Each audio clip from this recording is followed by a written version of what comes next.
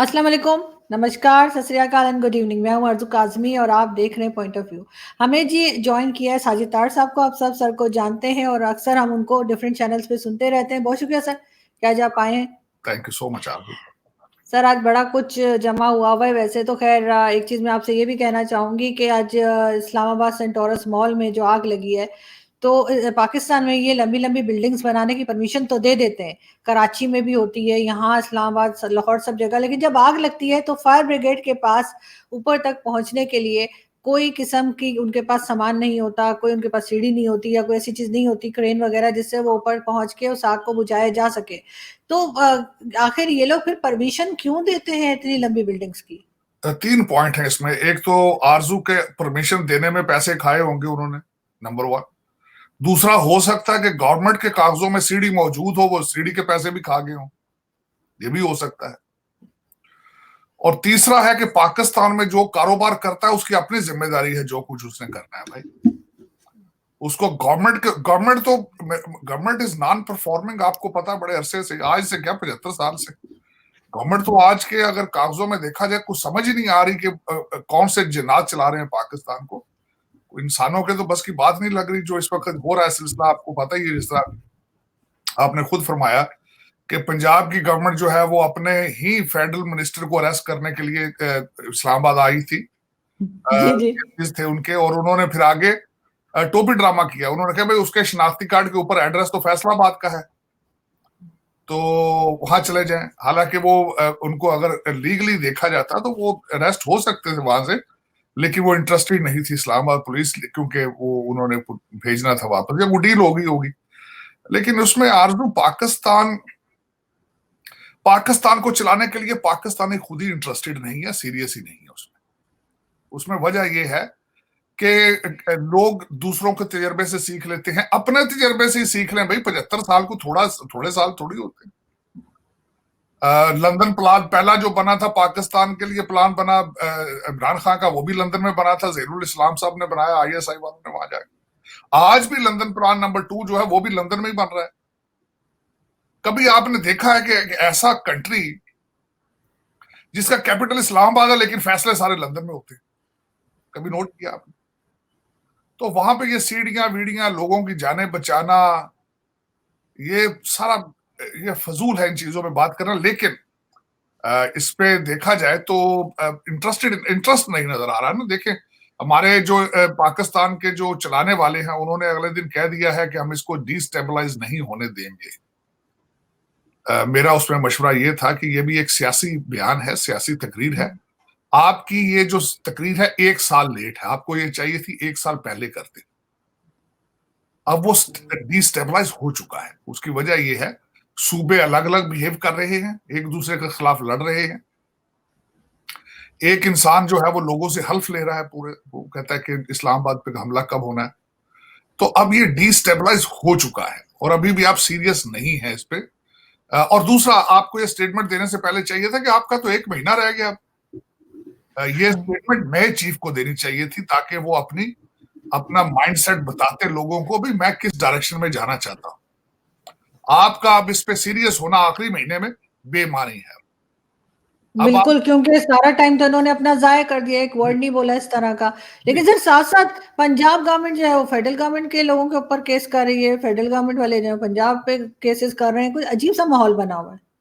देखिए, ये माहौल तो फिर बनाया गया है ना। ये प्रोडक्ट तो शुरू हुई जब आईएमएफ के सूबों ने डायरेक्ट बातें करना शुरू कर दी आईएमएफ को। देखिए, कभी ऐसा हुआ है कि 2 सूबे इंटरेस्टेड हो कि पाकिस्तान डिफॉल्ट कर जाए, बैंकरप्ट हो जाए? और 2 सूबों ने किया, वीडियो ऑडियो निकली उनकी, लेकिन कौम के माथे पे बली नहीं है।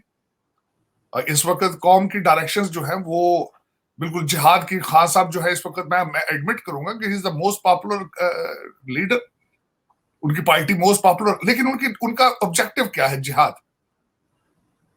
इस पे इतराज है मुझे कि आपने जो, मेरा मकसद है कि आप इनको तरक्की की तरफ दिखाते, इकोनॉमी दिखाओ भाई इनको जिहाद दिखाओगे तो सबसे पहले तो जिहाद करने वाले नहीं है, क्योंकि इनका डीएनए नहीं जिहाद वाला। जिहाद की स्टोरी जो है वो किसी ने अफगानिस्तान में उनको बता रखी है, वो तो उससे हट नहीं रहे। वो तो मुसलसल पिछले कुछ 100 साल से जिहाद कर रहे हैं।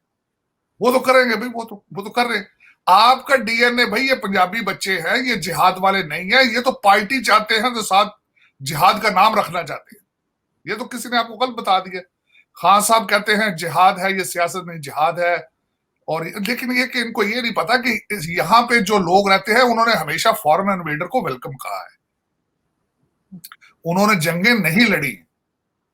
आप ये जिन लोगों को ये जिहाद जिहाद की स्टोरियां सुनाते हैं, ये जिहाद वाली कौमें नहीं है। इनका अगर जिहाद वाले होते तो इनका कैपिटल लंदन ना होता। इन्होंने बड़े प्यार से पाकिस्तान बनाया था, लैंड ऑफ द प्योर्स। इन्होंने बड़े प्यार से अपने कैपिटल का नाम रखा था इस्लाम आबाद, लेकिन कैपिटल लंदन। तो आप किस कौम को सिखा रहे हैं ये कि आओ बच्चों जिहाद करें, आओ बच्चों जिहाद करें? तो ये खास साहब, ना आप जिहाद चाहते हैं, आप भी सिर्फ पावर और पैसा चाहते हैं। आप अपने लौंडे लपाड़े फॉरनर लौंडे लपाड़े ले जाके बैठ के वहां उनके साथ पार्टी करना चाहते हैं। तो दिस इज, आपने भी नाम जिहाद का इस्तेमाल किया, लेकिन ये आप पहली दफा जब आए थे तो मिस्टर वाई आपको कंधों पे उठा के लाए थे। बिल्कुल, लेकिन सर जिहाद किस बात का? इनको तो लोगों को तालीम की तरफ लेके जाना चाहिए, कुछ एजुकेशन पे काम करना चाहिए था। ये जिहाद इस ज़माने में कौन से जिहाद की बात ये कर रहे हैं? और अगर ये भारत से बात करते हैं कि जी उनसे हमने जिहाद करना है, तो फिर वो तो हमसे कहीं आगे चले गए हैं। अब उनको हमारे जैसे लोगों की कोई फ़र्क पड़ता नहीं है, पाकिस्तान होना हो या ना हो। भारत की इकोनॉमी भी आपने देखा कि कहाँ से कहाँ पहुँच गई है, लेकिन उसकी क्या वजह हो सकती है? मैं कंपेयर नहीं कर रही, हरगिज़ हमारा कोई कंपैरिज़न बनता नहीं है। लेकिन मैं ये ज़रूर चाहूँगी कि सर बहुत से लोगों ने मुझे कहा भी है कि हम ये तो सीख ही सकते हैं भारत से कि वो आगे कैसे बढ़े हैं। उन्होंने अपने फॉरेन पॉलिसी और अपनी इकोनॉमी को ख़ास तौर पे और एजुकेशन फ़ील्ड को भी, क्योंकि बहुत भारत से सारे दुनिया में लोग फैले हुए हैं। तो एजुकेशन, इन 3 चीज़ों के ऊपर उन्होंने कैसे तरक्की की? क्या चीज़ उन्होंने ऐसा किया जिससे इतनी प्रोग्रेस आई है भारत में? एक तो आरसू मैं ये बताना चाहूंगा, क्योंकि मैंने खुद इस्लामिक लॉ पढ़ा, मैं लॉ और मैंने इस्लाम के बारे में काफी पढ़ा, आज भी पढ़ रहा हूं, क्योंकि पढ़ाई कभी भी कम नहीं होती, ज्यादा नहीं होती कभी। उसमें मैं बताना चाहूंगा जिहाद के लिए क्लियर गाइडलाइन है। अब हमने इसको जिहाद को कारोबार बना लिया। जिहाद आपके ऊपर फर्ज होता है अंडर सर्टन सर्कमस्टांसेस। जब तक वो हालात नहीं होंगे इस लफ्ज का इस्तेमाल नहीं करना चाहिए। इस वक्त पूरे दुनिया के अंदर जिहाद का नाम जो है वो कारोबार के साथ अटैच है। हमने मजहब को कारोबार बना लिया, ज्यादती की, सख्त ज्यादती की।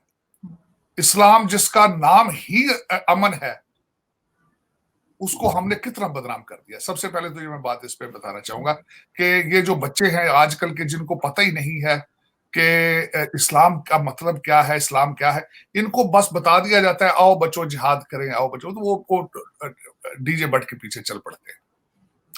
दूसरा, मैं भारत की तरफ जब उनकी तरक्की देखता हूं तो मैं उनकी तरक्की, मैं नाकिद था पहले बड़ी चीजों का। रशिया की तरफ उनके झुकाव का नाकिद था, क्योंकि मुझे खुद अंदाजा नहीं था।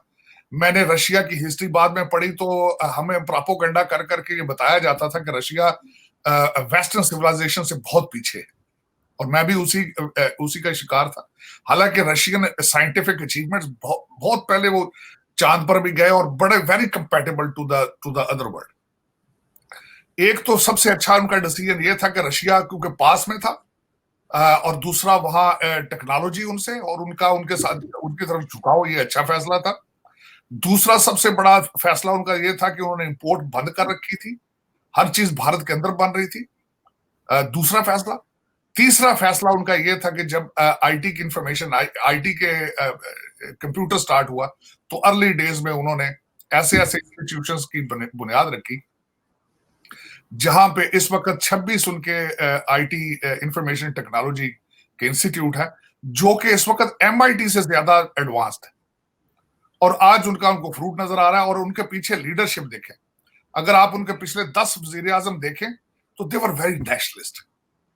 कभी अगर आप कंपैरिजन तो खैर बिल्कुल इस वक्त नहीं बनता, आपने बिल्कुल सही फरमाया, लेकिन आपने कभी देखा है कि उनका कोई वजीर आजम लंदन भाग के चला गया?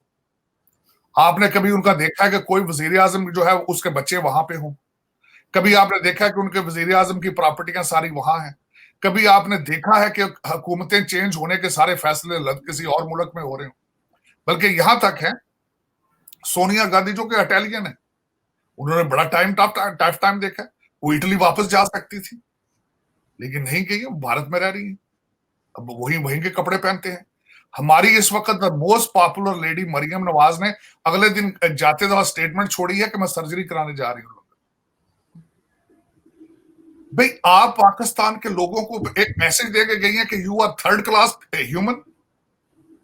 देखिए मेरे पास पैसा है, मेरे पास वीजा है, मेरे बाप की प्रॉपर्टियां हैं, तो मैं लंदन में सर्जरी करा सकती हूँ, यही सिग्नल दिया ना आपने। फिर आप कहते हैं हम अवामी लीडर है। भाई बहाना कर जाते, कहते मैं बाप से मिलने जा रही हूँ, भाइयों से मिलने जा रही हूँ। उनके मुंह पे तमाचा मार रहे हैं कि क्या जरूरत थी कि मैं सर्जरी कराने जा रही हूँ और आप सर्जरी नहीं करा सकते, आप यहीं मरते हो इस मुल्क के अंदर। ये डिफरेंस है। असल में हकीकत यह है कि आपने सबसे बड़ा, मैं बताऊंगा कि नेशनलिज्म के बगैर आप सर्वाइव नहीं कर पाएंगे। बड़ी मुश्किल से आपने 75 साल गुजारे हैं, बड़ी मुश्किल से। और अब जिस जगह पहुंच चुके हैं आप, आगे तो आपके देखे ना, मेरी जिंदगी में ये पहला वाकया था कि सूबे अलग अलग अपने बिहेव कर रहे हैं। मेरी जिंदगी में पहला वाकया। मैंने आज तक पाकिस्तान की फेडरेशन को इतना कमजोर नहीं देखा जो आज जितनी कमजोर। एक हुकूमत सिर्फ 27 माइल रेडियस में है, 73 वजीर हैं उनके, 73 और मुल्क डूबा पड़ा है सारा। और उसका चीफ मिनिस्टर जो सबसे बड़ा सूबा है पंजाब का, वो लंदन बैठा है इसको ले जाकर। और आपका 4 करोड़ आदमी खुले आसमान के नीचे है। हर दूसरे दिन आपका कोई ना कोई वजीर जो है वो इंटरनेशनल दौरे पे। बिल्कुल। देखिए लेकिन आप चाहते नहीं है ना। दर हकीकत जब तक कौम खुद नहीं चाहेगी तरक्की करना, तो तरक्की किस तरह हो जाएगी।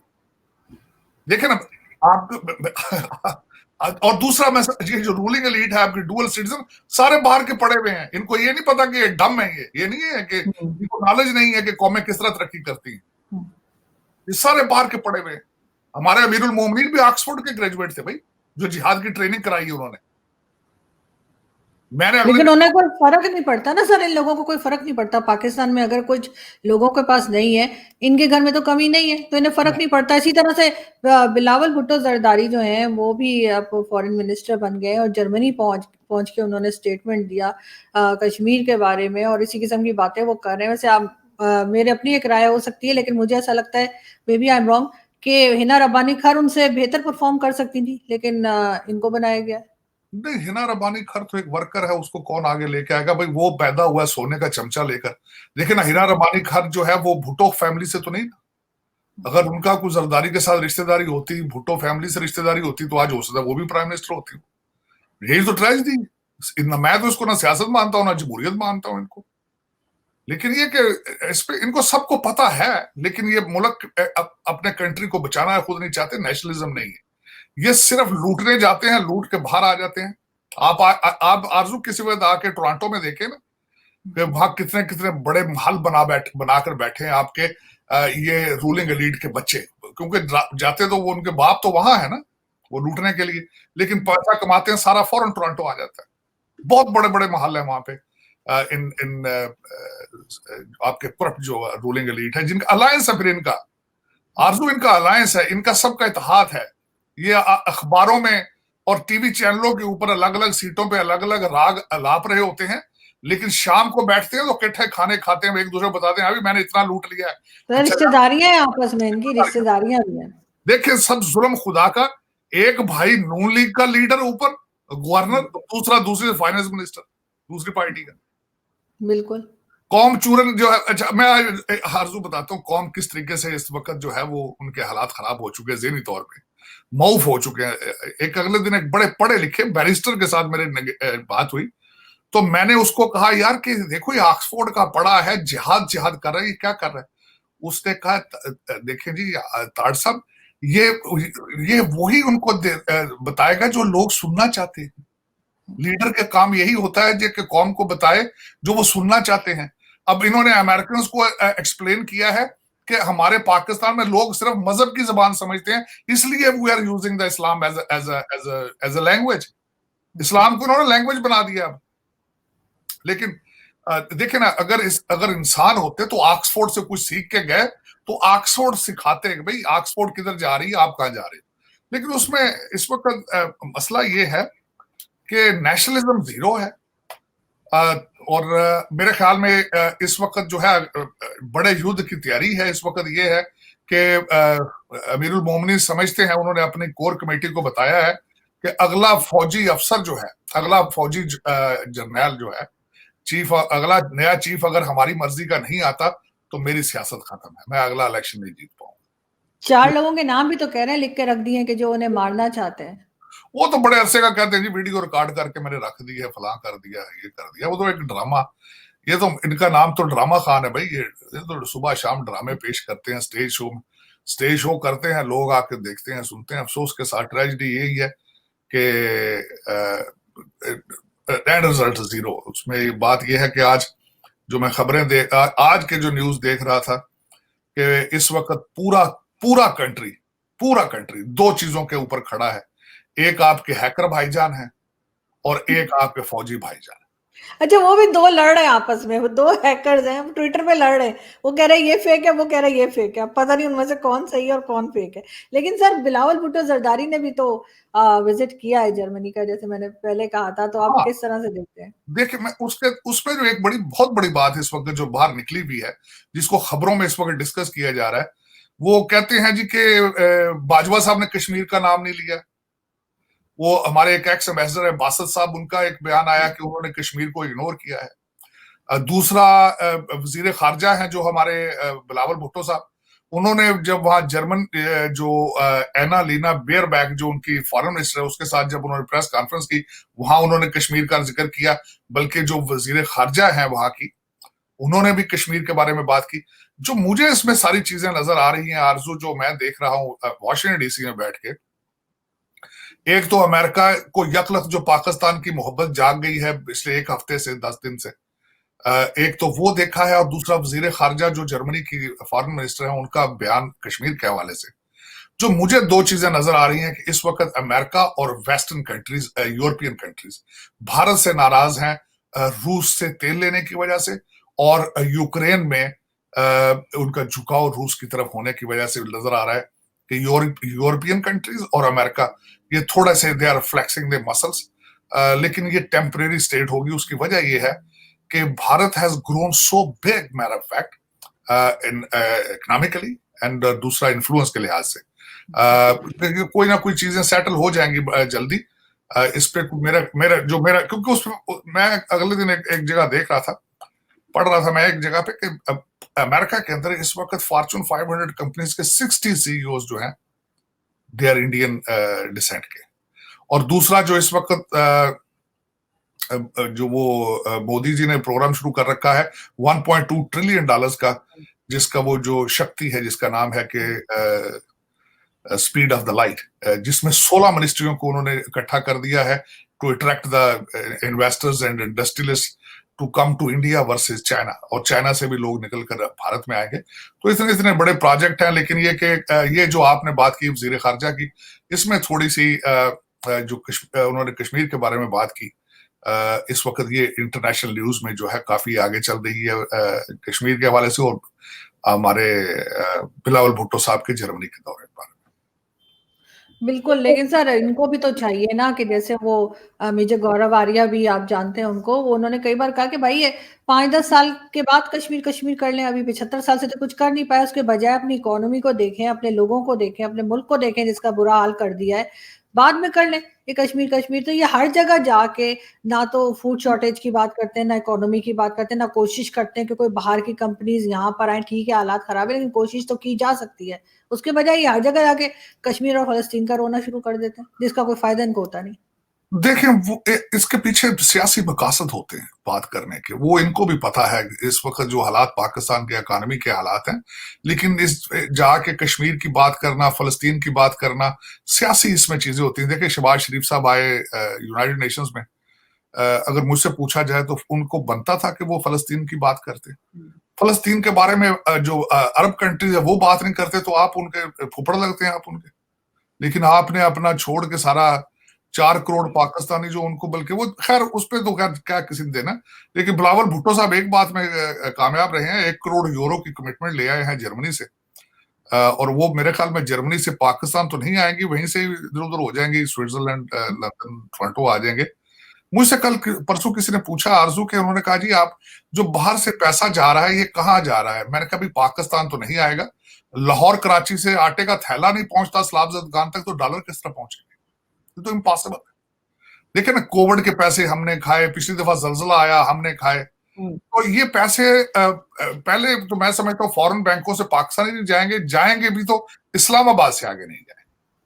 आपका नेशनल डिजास्टर जो आपका एक डिपार्टमेंट है इस्लामाबाद के अंदर, उसमें सवाए बड़े लोगों के बच्चों को अकोमोडेट किया जाता है नौकरियां दे के, फिर टेंडर लेते हैं, अनकंटेस्टेड टेंडर दे के ठेके दिए जाते हैं।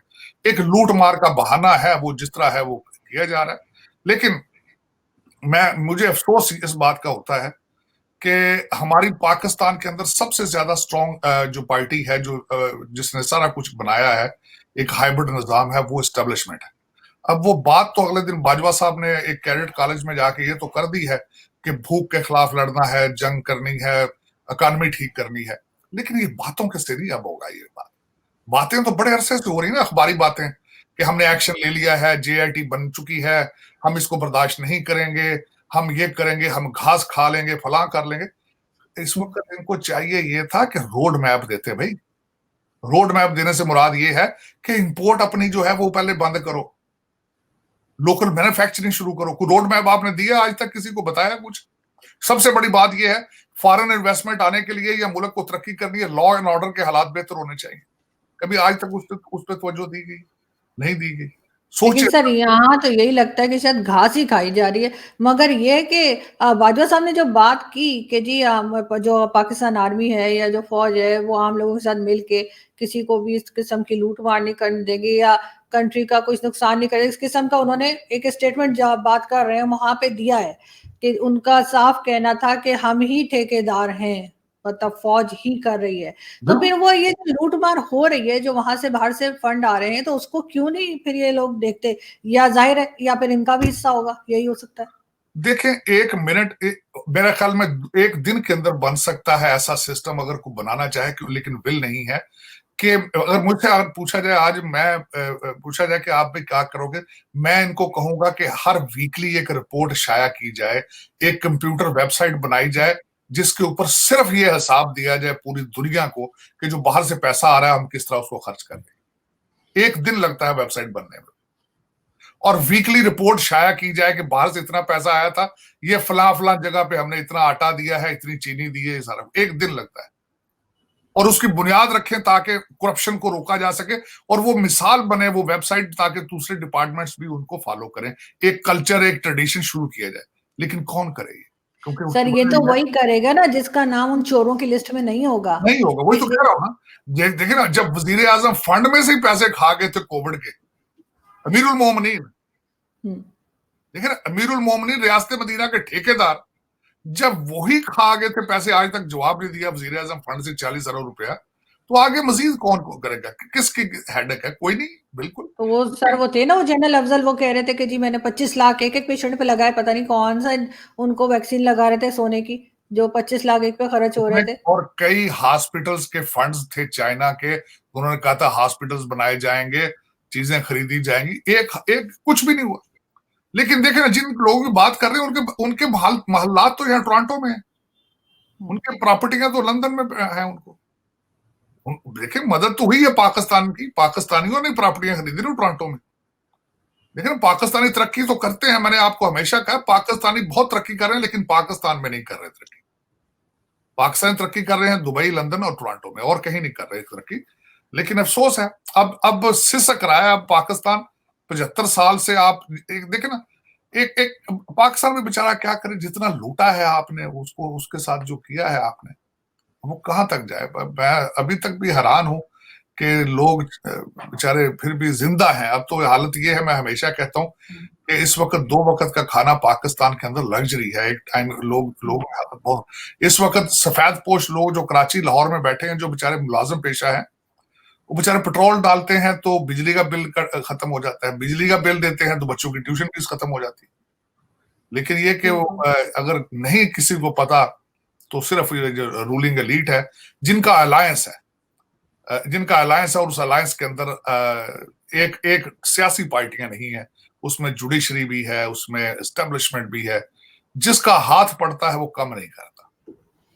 बिल्कुल ऐसे ही सर, और बड़े अफसोस की बात है कि यहाँ पे इस वक्त कोई भी ऐसा नहीं है, जैसे आप कह रहे हैं कि एक लिस्ट ये हर महीने या हर हफ्ते दिखाएं, तो हर वीक ये ऐसी लिस्ट नहीं दे सकते जिसमें ये बताएं कि पैसा कहाँ लगा है, क्योंकि जो लूटमार हो रही है उसमें सभी शामिल है, चाहे वो स्टैब्लिशमेंट हो, चाहे फौज हो, चाहे हमारे पॉलिटिशियंस हो, कोई भी उससे अलग नहीं है। बहुत शुक्रिया सर कि आपने आज ज्वाइन किया। Thank you so much. Thank you.